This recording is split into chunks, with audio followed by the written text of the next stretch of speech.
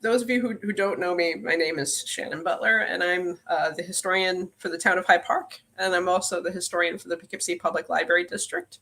I apologize if I sound funny. I'm quite under the weather here. I'm going to try to talk about my book as much as I can. This is the second book that I've done, my first solo book, actually. My first book I did with fellow historian Carney Reinvelt. We did a book on Hyde Park in the Gilded Age. And this book here focuses on the Roosevelt homes along the Hudson River. Just going to jump right into this. First, why did I write this book? There was a need. There wasn't really any books that focused on all the Roosevelt places along the river. I wanted to, when I was a park ranger working at Roosevelt Estate, a lot of people would ask me at the tour, is there a book that covers all the other Roosevelt homes? And I'd say, well, no, actually there isn't. So this was definitely something that needed to be done. I've been working on Roosevelt history since I was in college. When I got the job as a park ranger, I was a student ranger, so I was in college and working for the Park Service. So that allowed me to take a lot of coursework that I could really focus on studying the Roosevelt history a little more deeper while I was working as a park ranger. So I was able to do a little bit of everything from taking architectural classes that allowed me to look at the Roosevelt's homes more closely, like visiting the East 65th Street house in Manhattan, Campobello, and so forth, just to kind of get a sense of where the Roosevelts called home. I also did an internship for a while at Daisy Suckley's home, Wilderstein, up in Rhinecliff, which we're going to talk about a little bit as well. And of course, I worked at Springwood, Valkill, and Top Cottage. And when I left the National Park Service to pursue the job as the historian for the Poughkeepsie Public Library, I figured, why not? Now's the time to write this book. Now's the time to get it out there. It's no longer a conflict of interest now that I'm no longer a park ranger. So anyway, we're going to jump right into this book because there is a bit of stuff to cover here, and I only have so much time, and I don't know how long my voice will last. So I laid out the book in a series of 3 parts. Part 1 looks at the Roosevelt homes down in New York City. Part 2 looks at the mid-Hudson region, and part 3 looks at Albany. Now, one of the things I focus on is just the branch of the Roosevelts known as the Hyde Park branch. So I'm actually cutting out a portion of the family in this book. I don't talk about Theodore Roosevelt and the Oyster Bay Roosevelts. Technically, that's not the Hudson Valley. So it's a whole nother world. Long Island is a whole nother world, and the Roosevelts of Long Island are a whole nother branch. So we're just going to focus in this book. I decided just to focus on this branch of the Roosevelts, which also includes the Delanos, Franklin's mother's side of the family. So there's really 2 things going on here. I also kind of looked at a broad definition of home. Home. How does one define home? We can feel at home at many different places, as you will see if you read the book, that is. The preface lays out many options of what we can consider home. Places like where you were born, if you were one of those folks who was not born in a hospital. Your family's base of operations. A good friend's house can sometimes be home to you, especially if mom is mad at you for doing something stupid and you run away and hide in a bunkered basement of your friend's basement when you're a dumb kid because you did something stupid. That could feel like home for a little bit. Grandma's house, right? Grandpa's house could be home to you. And of course, your church is also a spiritual home with an entirely new family to call your own as well sometimes. So that being said, I thought we would kind of jump right into this thing and look at some of these homes. This photograph here actually is Eleanor Roosevelt's final residence in New York City, the photo that you're seeing there. That's 55 East 74th Street, which I'm actually not going to talk about.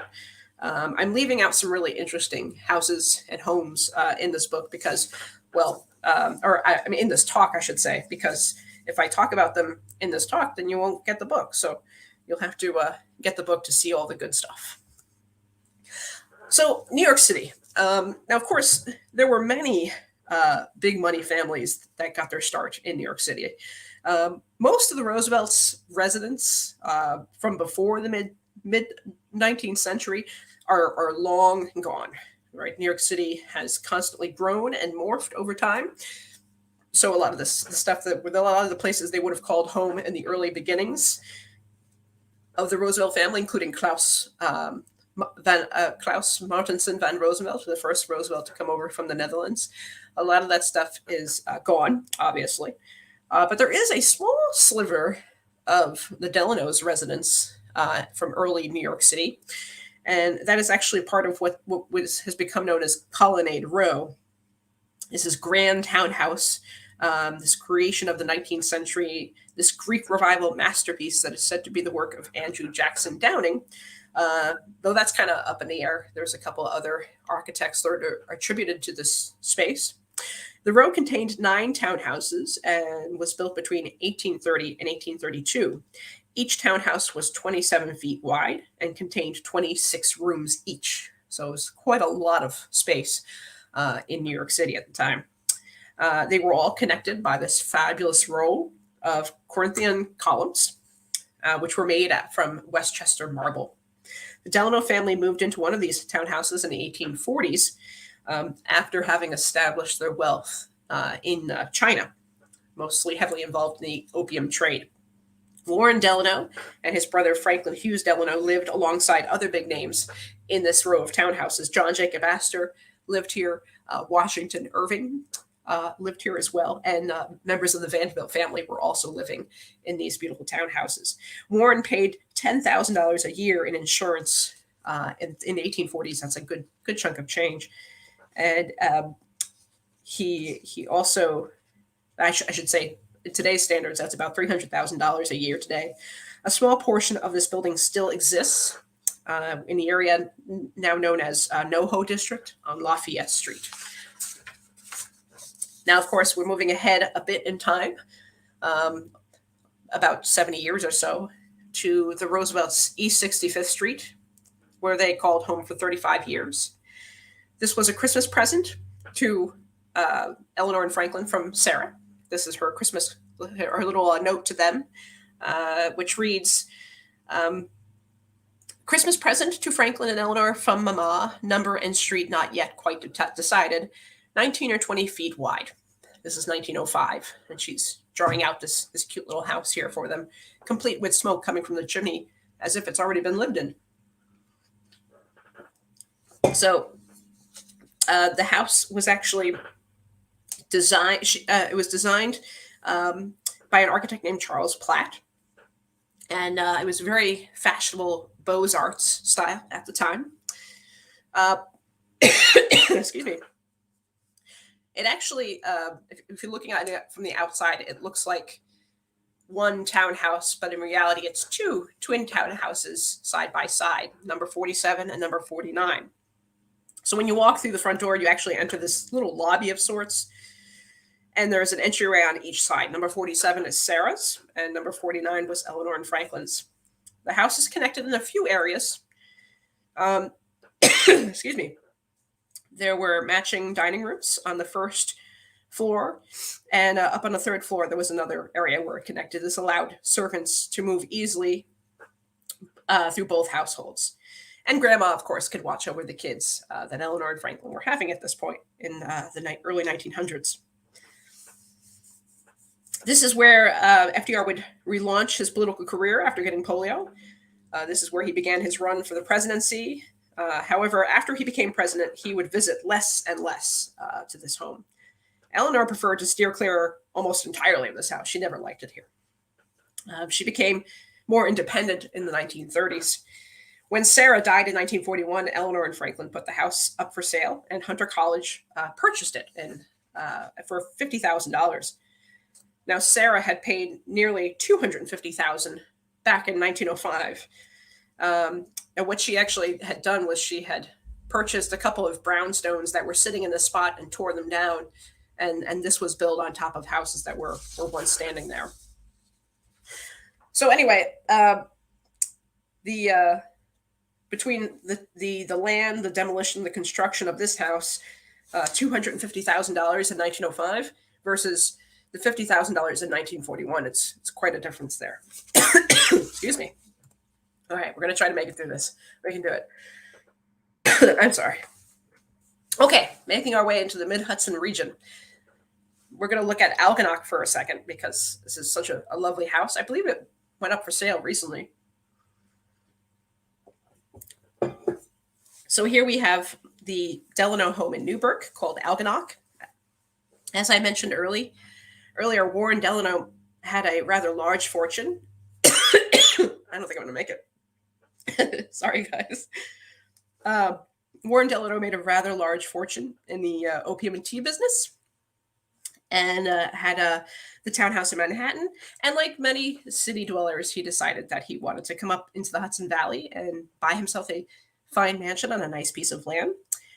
His brother, Franklin, had already established a Hudson River home called Steenvillechi, which is right about where Poets Walk is today. It's the house is still there, actually. We're going to talk about that a little bit later. Franklin helped Warren look for his own house to settle in. He ended up buying the Higginson farm, which was just north of Newburgh, and he hired Andrew Jackson Downing, a Newburgh native, and Calvert Vall to work on improving the grounds and expanding the house. And so here we have this beautiful Algonac estate. And just so we're clear, you can't have a house, a home, without a dog. Just so we're clear. I wanted to stress there's just about a dog in every Roosevelt family home. This is a really neat interior view of the inside of Algonac. We can see the Delano girls sitting in this beautiful room filled with Chinese treasures that the Delanos would have brought over from their visits over to China. There's also a great document located in the FDR library, the archives there. The Algonac Diaries are located inside the Presidential Library Museum. And they're really these beautiful diaries that were kept mostly by Mrs. Catherine Delano. So that would be Franklin's grandmother. Mrs. Catherine Delano, she was writing all the daily events that were happening inside the family home, everything from visits to weddings to even the horrible death of Laura Delano, who had burned to death while curling her hair with an old-fashioned curling iron. So that was all written out in horrible detail. On the lighter side, the wedding ceremony of James and Sarah Roosevelt, which was held here in 1880, was also mentioned. FDR came here frequently, even bringing his girlfriend and later wife, Eleanor, to come visit. So this house saw quite a bit of Delano and Roosevelt family action. And sadly, the house caught fire on a cold March Sunday in 1916. They did rebuild it along the original footprint. So here's the charred ruins. And here's the sort of essentially the modern day view of Algonac. And I believe it was for sale fairly recently. Way too much money for me, but who knows? Maybe some of you in the audience can afford it. So anyway, this is what the house looks like today. And if you're heading just north of Newburgh, if you're heading along the back roads along the riverside there, you come across, I believe the name of the road is Sharon Drive, Sharon Road, something like that. And there's these columns, stone or brick columns there, and you can actually see the original brick gatehouse to Algonac is still there.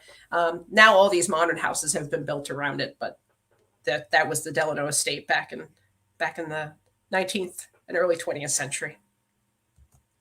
So coming up the river, we come to Hyde Park, of course. There's a lot in Hyde Park as far as Roosevelt connections.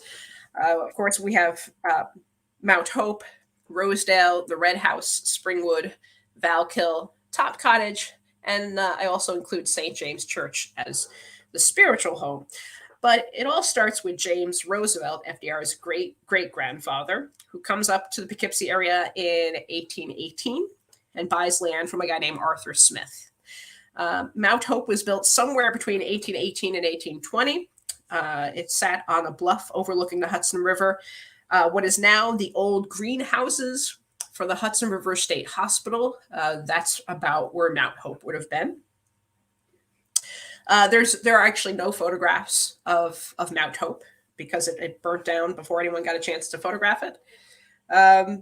There's a painting, however. Did I include the painting? I guess I didn't include the painting. There's a painting actually that shows Rosedale, which is what we're looking at right here. And in that painting off in the back, you can see a little dot that's supposed to be Mount Hope. Now, Mount Hope was destroyed by fire in September of 1865. And at that point, James Roosevelt, FDR's father, decides to find a new place to call home. But this house that you're looking at right here in this photograph, this is Rosedale. It was built in 1832 by Isaac Roosevelt, that'd be FDR's grandfather.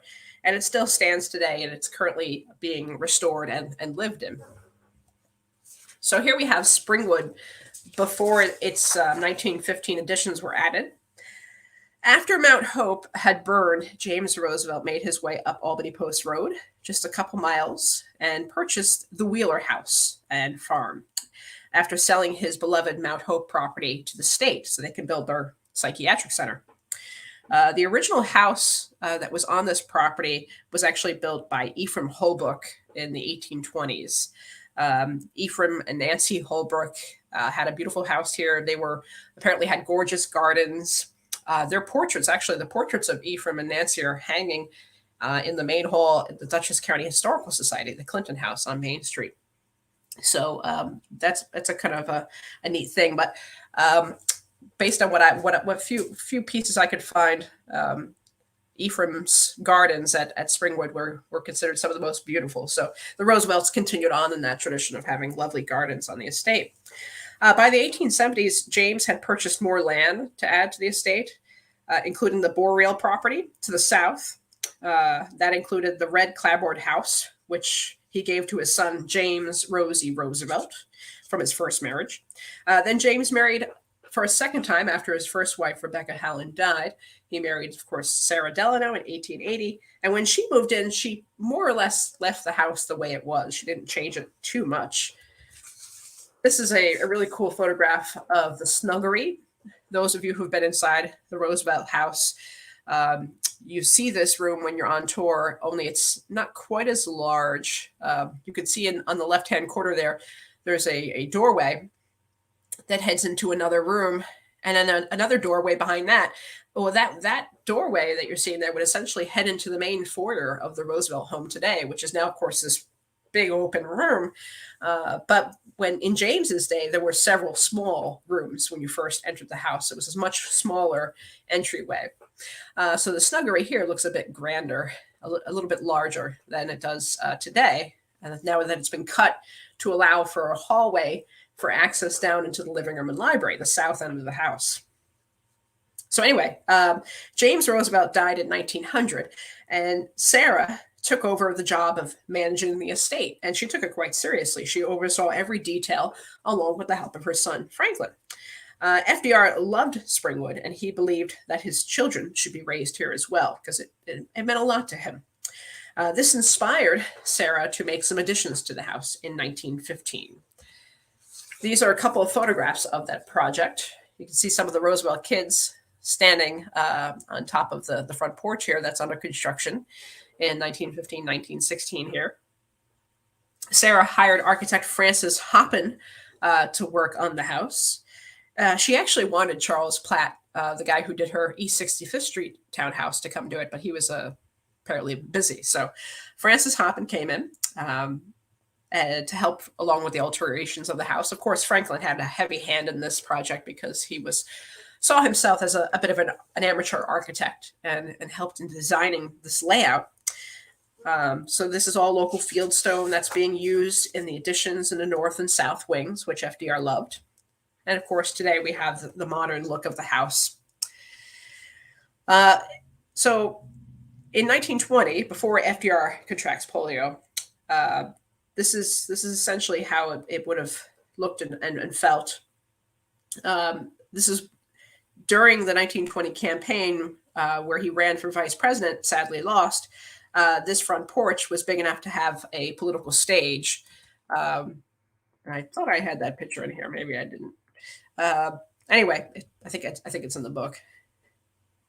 But this front porch essentially is a political stage. It's a statement piece. He could have a lot of campaign speeches from here. He could give a lot of his acceptance speeches from here, even though Dutchess County didn't necessarily vote for him. They would come here, of course, on election night and support him.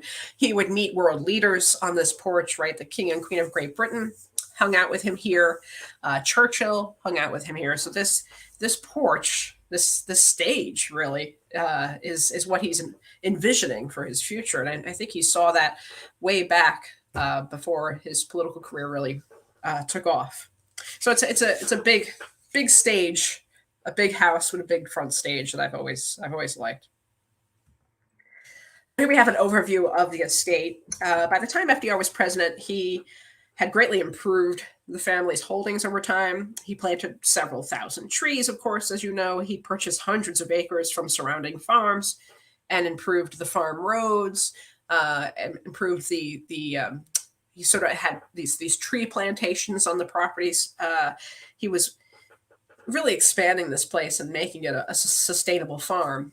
And he was also, by the late 1930s, he was well aware of his place as the president and his place in history. So I think, being the history nerd that he was also the historian of Hyde Park, like myself. He was a huge lover of history. He helped form the Dutchess County Historical Society. He wrote a couple of pieces, several articles. I think he knew that this all had to be preserved. Whatever he could preserve of this, he should. So he starts off by, amassing. He's got this large collection, documents, books, paintings, ships, stamps, all this stuff. And as you know, he builds his beautiful presidential library and museum right in his mother's front yard, which he actually had to get her permission to do. He also spoke with his mother about donating the family estate, the family home, to the government. And on July 18th, 1939, a joint resolution was made to allow for the acceptance of the Roosevelt home to become a national park. So after FDR died on April 12th, 1945, his family officially vacated the home by November of that year. And it should be noted that not all of the estate went to the government. Much of the land went to a trust that was overseen by his sons and some lawyer friends of his. And much of the land across Route 9 would, of course, be developed. For example, Elliott Roosevelt builds the Roosevelt Cinema in 1949. They build hotels, gift shops, Howard Johnson, which is now the brewery, right, across the street from the FDR home. So this is all to accommodate the tourists that will be flooding into town, which, of course, they do. As you can see from this photograph here. This is a photo from 1946. Visitors began touring the home in April of 1946.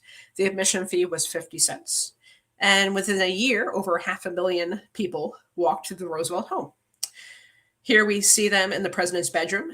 And noticed his wheelchair is on display there, right on the left. So he wasn't hiding it from the public. Though I do love the look on the lady's face right there in the front. She's like, "Oh my God, I can't believe I'm finally in his bedroom." That's the look I'm seeing from that face right there. Anyway, now moving on to Valkill, we'll talk briefly about this. The authors previously talked about Valkill and Top Cottage a little bit, so I don't really have to cover this all that much. But once again, it's in the book. So they're the Roosevelt family. If there's anybody in the Roosevelt family who deserved their own place, it was Eleanor Roosevelt. Most of her life, she was living in other people's homes, right? As a child, she was living in her grandmother's house up in Tivoli. She was living in her mother-in-law's house pretty much the entire marriage. She was living in the White House for 12 years, right? So if anybody deserved a place where they could just be themselves, it's Eleanor Roosevelt. So Valkill really doesn't come into play until halfway through her life, really, when she forms new friendships with Marion Dickerman and Nancy Cook in the 1920s. Of course, you all know the story of how they were hanging out on the property, FDR's land, really, having a picnic, and FDR's stressed, we should have a place back here to hang out. And FDR said, "Sure, ladies, I'll build you a house. You just pay for it, and I'll give you a lease on the land here." So they worked out this whole story. It's a bit more complex. I go into detail in the book. But Stone Cottage, of course, is built first. This is a photograph of construction. Henry Toombs, with input from FDR, is the chief architect in 1925. It's finished in 1926. They have a party there on New Year's Day in 1926. Then they make plans for a furniture factory, Valkyl Industries, which is created later on. And meanwhile, Eleanor and Marion and Nancy and their friend Caroline O'Day are coming up with their idea for their Valkyl Industries project to bring in unemployed folks and teach them self-sustainable crafts, furniture making, pewter, fabric weaving, things like that. This is a photograph of the inside of the factory, Alkyl Industries, where you see guys working on some of the furniture. And, it was a good idea. Sadly, the timing was a bit off, right? The Great Depression kind of killed off some of the business. So by 1936, the factory building began morphing into a home. So it wasn't that long, like little less than 10 years between the time they got the factory up and going and the time Eleanor decides to turn it into a home, which she will use along with her secretary, Melvina Thompson, or Tommy, as everybody called her. And Tommy's boyfriend, Henry Ostingen, also lived at Valkill. This is a photograph of the exterior of the factory. Excuse me. Eleanor had some porches built onto the factory to give it a little more homey feel, including her sleeping porch up on the second floor, which is where she preferred to be. I remember all the time working as a park ranger, standing on the grounds at Valkill and visitors coming up to me and going, "Well, which one's Valkill?" I'm like, "Well, yes, it's all Valkill, really. Just the houses serve different purposes at different times for different people." So it's really quite a detailed story, which, like I said, is in the book. And once again, Top Cottage. Now, I'm going to skip over Top Cottage because I love talking about Top Cottage. And I would love to go into more detail, but I'm not going to make it. So I definitely want you guys to take a look at the book and certainly hike up to Top Cottage if you haven't already. It's a lovely sight to see. Now, one of my most favorite characters in the Roosevelt Delano story is Laura Paulie Delano, Aunt Polly, as they sometimes called her. I would really love to write a book on her someday. She's quite the character. Every family has a nut job, right? And so I like to consider Laura the lovable nut job of this family history. And remember, I was saying that pretty much everybody in the family, all the Roosevelt homes had dogs. Well, Laura takes the cake on that one. She had a ton of dogs on her property. She was famous for her breeding and showing of, I believe they're English setters was her main focus, and dachshunds too. I think she also bred and showed dachshunds. Anyway, just across the road from Southlands on Route 9 up in Rhinebeck. So we're heading up the river just a little bit up to Rhinebeck. There's a road up there called Delano Drive. And if you head up that road, you'll come across a beautiful Tudor Revival mansion up at the end. And that was Laura Delano's home. Now, she actually had 150-acre estate, and she called her house Evergreen Lands. This is the house. It's quite something. This mansion was built by John Russell Pope, who actually designed the Jefferson Memorial and the National Archives building down in Washington. This house is where FDR brought Prime Minister Winston Churchill for a little get-together. This is also where Churchill spat out his cocktail on Laura's back patio. Apparently, he had asked for scotch, and she gave him one of her strong cocktails instead, and he was very upset by that. Laura lived here until her death in 1972, and the land around the house was sold into lots, like the Delano property in Newburgh. And there's a lot of like mini mansions built around it. But this house was for sale recently, and I think it's now in private hands. But it was quite common for FDR to take a drive up here to visit with his cousin Laura, just to kind of get away from it for a while, just get away from all of it. He needed places like that, and this is one of them, along with Wilderstein, his other much more distant cousin. Right, Laura Delano was his first cousin. Daisy Suckley was much more distant. Now, Daisy's home, Wilderstein, which is a historic place that you can visit. It's a privately run historic site, but it's open for tours. And I'm not going to go into too much detail here because, like I said, it's covered in the book. But it's a beautiful house. It's been repainted. This photograph here shows it when it was kind of looking like the Adams family mansion a little bit, but it's beautifully repainted. They're still working on restoring the house itself. It's got a lot of work to be done. I mean, it's over 100 years old, and it's all wood. And the second floor they're working on restoring right now. Hopefully, one of these days, I hope they'll have tours to the second floor. It's really quite a place to see, and I hope someday, if you haven't gotten up there, please do. It's a fabulous house with a very devoted staff of mostly volunteers, but really excellent people.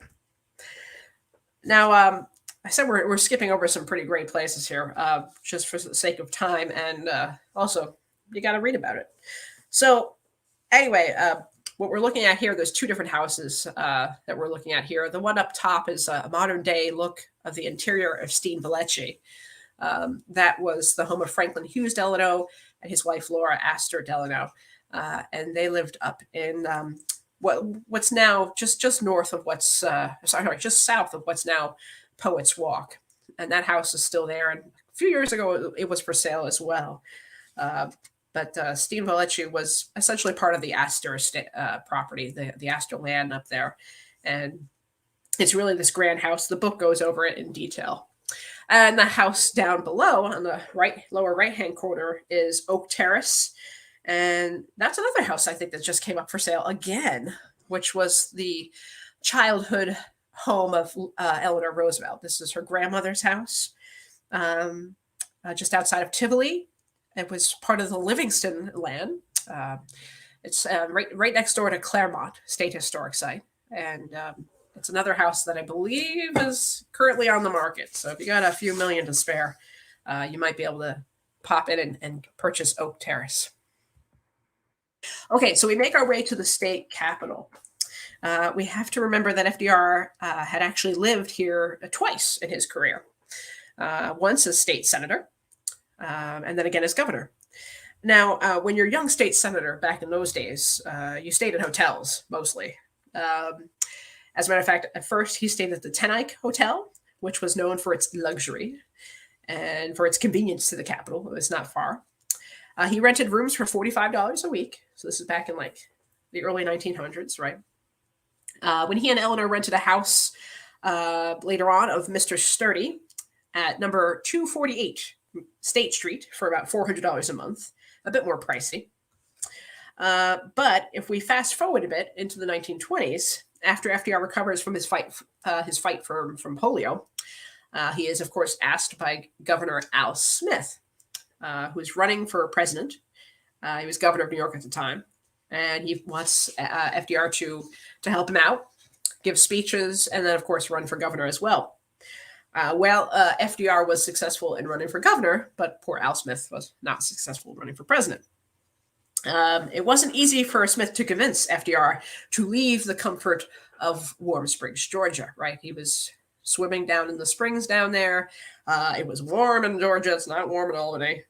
He really liked hanging out down there, and he was enjoying just working on rehabilitating himself in Georgia. So Smith actually had to entice FDR.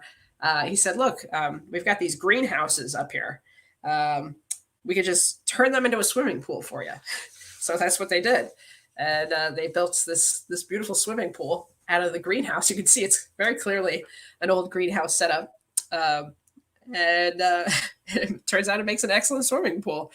Good for any time of year. So FDR had argued that it was costing much more money to maintain greenhouses each year, so the pool made much more sense for taxpayers' money. The pool continued to be used by state governors until Governor Nelson Rockefeller filled it in and turned it into back into a greenhouse again.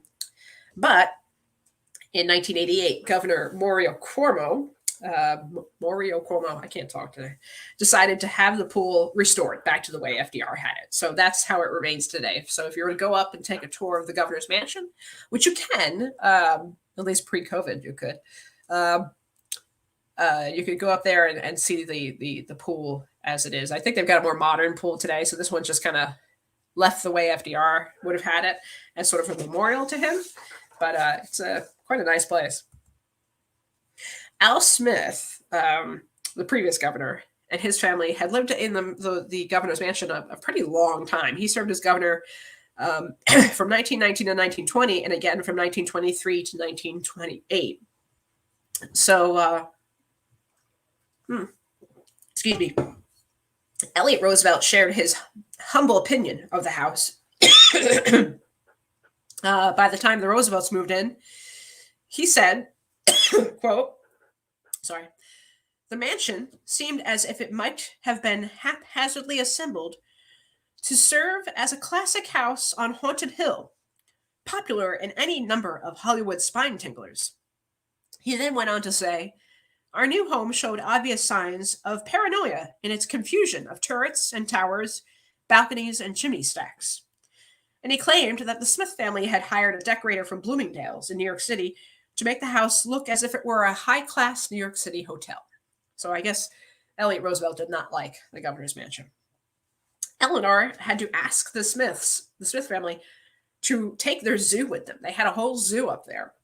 The Roosevelts already had 2 dogs at the time, Major and Maggie. So inside the Smith Zoo, which was located on the grounds of the governor's mansion, there were bear cubs, 3 monkeys, assorted elk, foxes, raccoons, and at least 1 tiger. The Roosevelts had an elevator installed into the mansion for FDR, it's still there today. Though the governor's mansion did suffer a fire during the Rockefeller era, it was quickly restored. And there's a few Roosevelt era treasures inside the mansion today. And of course, the house would also be the home of another another governor dog. I think this is a little out of date. I don't know if the current governor has a dog, but there's always some kind of dog in the Roosevelt story and in these beautiful houses.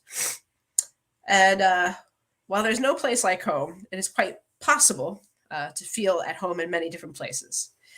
And for public servants like the Roosevelts, as we have seen, there are plenty of places along the Hudson River Valley that made them feel at ease, and also made their dogs feel at ease as well. Here we have, of course, Fala, the most famous of the Roosevelt pets, who felt very much at home at Springwood, at Top Cottage, at Wilderstein, where he spent some time with Daisy Sugley, and of course, Valkill in the end of his life with Mrs. Roosevelt. Even modern day historians need to have a dog in their home to make it feel at home. So on that note, I think that's the end of our little talk here. So I hope you guys heard all of that.